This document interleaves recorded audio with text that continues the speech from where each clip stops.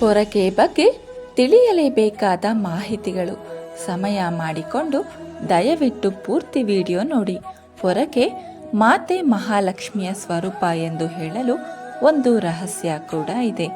ವೈಕುಂಠಕ್ಕೆ ಮೊಟ್ಟ ಮೊದಲನೇ ಬಾರಿಗೆ ತಾಯಿ ಮಹಾಲಕ್ಷ್ಮೀ ದೇವಿಯು ಕಾಲಿಟ್ಟಾಗ ಪೊರಕೆಯಿಂದ ಆ ಸ್ಥಳವನ್ನು ಶುದ್ಧೀಕರಣ ಮಾಡಲಾಗಿತ್ತು ಎನ್ನುವ ನಂಬಿಕೆ ಇದೆ. ಹಾಗಾಗಿ ಪೊರಕೆಯನ್ನು ಲಕ್ಷ್ಮೀ ದೇವಿಗೆ ಪ್ರಿಯವಾದ ವಸ್ತು ಎಂದು, ಅದು ದೇವಿಯ ಸ್ವರೂಪ ಎಂದು ಶಾಸ್ತ್ರ ಗ್ರಂಥದಲ್ಲಿ ಉಲ್ಲೇಖಿಸಲಾಗಿದೆ. ಪೊರಕೆ ವಿಚಾರವಾಗಿ ಈ ವಿಚಾರಗಳನ್ನು ಮನೆಯಲ್ಲಿ ತಪ್ಪದೆ ಪಾಲಿಸಿ. ಯಾವಾಗಲೂ ಪೊರಕೆ ಬೇರೆಯವರ ಕಣ್ಣಿಗೆ ಕಾಣಿಸದ ರೀತಿಯಲ್ಲಿ ಇಡಬೇಕು.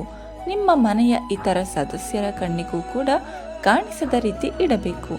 ಪೊರಕೆಯನ್ನು ನೀವು ಹಣ ಬಚ್ಚಿಡುವ ರೀತಿ, ಹಣವನ್ನು ಜೋಪಾನ ಮಾಡುವ ರೀತಿ ಜೋಪಾನ ಮಾಡಬೇಕು. ಇದರಿಂದ ಮಹಾಲಕ್ಷ್ಮಿ ನಿಮ್ಮ ಮನೆಯನ್ನು ಬಿಟ್ಟು ಹೋಗೋದಿಲ್ಲ. ಆದರೆ ರಾತ್ರಿ ವೇಳೆ ಬಾಗಿಲ ಬಳಿ ಇಡಿ. ಇದರಿಂದ ದುಷ್ಟಶಕ್ತಿಗಳು ಪ್ರವೇಶ ಆಗೋದಿಲ್ಲ. ಮನೆಯಲ್ಲಿ ಕಷ್ಟ ನಷ್ಟ ಕಡಿಮೆಯಾಗುತ್ತದೆ, ಶ್ರೀಮಂತಿಕೆ ಹೆಚ್ಚುತ್ತದೆ, ನೆಮ್ಮದಿ ಲಭಿಸುತ್ತದೆ. ಪೊರಕೆಯ ಮುಂಭಾಗ ಬಾಗಿಲ ಕಡೆ ನೋಡಬೇಕು ಹಾಗೂ ಪೊರಕೆಯನ್ನು ಮಲಗಿಸಿ ಇಡಬೇಕು. ಎಚ್ಚರ, ಪೊರಕೆಯನ್ನು ಯಾವಾಗಲೂ ನೇರವಾಗಿ ಇಡಬಾರದು, ಮಲಗಿಸಿಯೇ ಇಡಬೇಕು. ನೇರವಾಗಿ ಇಟ್ಟರೆ ಆರ್ಥಿಕ ಕಷ್ಟಗಳು ತಪ್ಪುವುದಿಲ್ಲ. ಮನೆಯ ಅಟ್ಟದ ಮೇಲೆ ಅಥವಾ ಮಹಡಿ ಮೇಲೆ ಪೊರಕೆಯನ್ನು ಇಡುವ ರೂಢಿ ಕೆಲವರಲ್ಲಿ ಇರುತ್ತದೆ. ಆದರೆ ಇದು ತಪ್ಪು. ಆ ಜಾಗದಲ್ಲಿ ಇಟ್ಟರೆ ಮನೆಯಲ್ಲಿ ಸದಾ ಕಲಹಗಳು, ಜಗಳಗಳು, ಭಿನ್ನಾಭಿಪ್ರಾಯಗಳು, ಹಣಕಾಸಿನ ಕೊರತೆ ತಪ್ಪುವುದಿಲ್ಲ. ಇವಾಗಲೇ ಅಲ್ಲಿಂದ ತೆಗೆದು ಬಿಡಿ. ಮಲಗುವ ಕೋಣೆಯಲ್ಲಿ ಪೊರಕೆ ಇಡಲೇಬೇಡಿ. ಮರೆತು ಕೂಡ ಇಟ್ಟರೂ ಗಂಡ ಹೆಂಡತಿ ನಡುವೆ ಭಿನ್ನಾಭಿಪ್ರಾಯ, ಜಗಳ, ಕಲಹ ಸತತವಾಗಿ ಇರುತ್ತದೆ. ಅವರ ಮಧ್ಯೆ ಭಿನ್ನಾಭಿಪ್ರಾಯಗಳು ತಪ್ಪುವುದಿಲ್ಲ. ಹಾಗಾಗಿ ದಂಪತಿಗಳು ಮಲಗುವ ಕೋಣೆಯಲ್ಲಿ ಪೊರಕೆ ಇಡಲೇಬೇಡಿ. ಎಚ್ಚರ. ಬಾಡಿಗೆ ಮನೆಯಲ್ಲಿ ವಾಸ ಮಾಡುವವರು ಮನೆ ಬದಲಾವಣೆ ಮಾಡುವ ಸಮಯದಲ್ಲಿ ಹಳೆ ವಸ್ತು ಬಿಟ್ಟು ಬರುವ ರೂಢಿ ಇರುತ್ತೆ. ಆದರೆ ಯಾವತ್ತಿಗೂ ಪೊರಕೆ ಬಿಟ್ಟು ಬರಲೇಬಾರದು. ಮರೆಯದಿರಿ. ಹಳೆ ಮನೆಯಲ್ಲಿ ಬಿಟ್ಟು ಬಂದರೆ ನಿಮ್ಮ ಸಂಪತ್ತು, ಅದೃಷ್ಟವನ್ನು ಅಲ್ಲೇ ಬಿಟ್ಟು ಬಂದ ಹಾಗೆ ಲೆಕ್ಕ. ನೆನಪಿಡಿ, ಪೊರಕೆ ಇನ್ನು ಹಳೇದಾಗಲಿಲ್ಲ ಅಂತ ತುಂಬ ದಿನ ಆದರೂ ಅದನ್ನೇ ಬಳಸ್ತಾ ಇರೋದು ಬಹಳ ತಪ್ಪು. ಒಂದು ಪೊರಕೆಯನ್ನು 3 ಅಥವಾ 4 ತಿಂಗಳು, ಅದಕ್ಕಿಂತ ಹೆಚ್ಚು ದಿನ ಬಳಸುವುದು ಮಾಡಲೇಬಾರದು. ಪೊರಕೆ ಎಷ್ಟೇ ಚೆನ್ನಾಗಿದ್ದರೂ ಪರವಾಗಿಲ್ಲ, ಅದನ್ನು ಬಳಸಬಾರದು, ಎಸೆದು ಬಿಡಿ. ಇದರಲ್ಲಿ ಸಾಕಷ್ಟು ನೆಗೆಟಿವ್ ಎನರ್ಜಿ ಇರುತ್ತೆ. ಅದು ನಿಮಗೆ ಮನೆಯಲ್ಲಿ ನೆಗೆಟಿವಿಟಿಯನ್ನು ಹರಡುತ್ತದೆ. ಇದರಿಂದ ಕಷ್ಟಗಳು ಹೆಚ್ಚಾಗುತ್ತಾ ಹೋಗುತ್ತದೆ.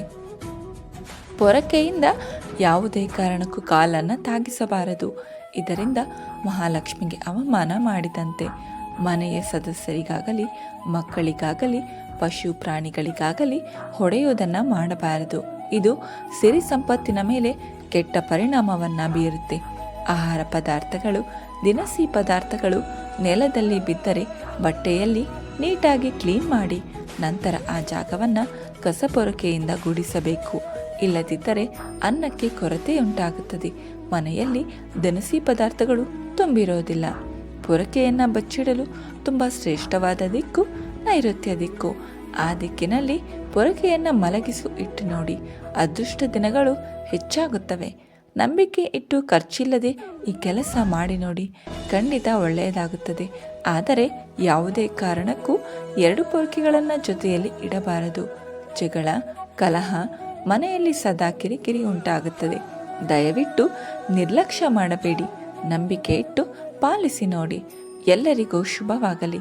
ಸ್ನೇಹಿತರೆ, ಮತ್ತೊಂದು ಮಾಹಿತಿಯೊಂದಿಗೆ ಮುಂದಿನ ವಿಡಿಯೋದಲ್ಲಿ ಮತ್ತೆ ಭೇಟಿಯಾಗೋಣ. ಕೇಳಿದ್ದಕ್ಕೆ ಧನ್ಯವಾದಗಳು.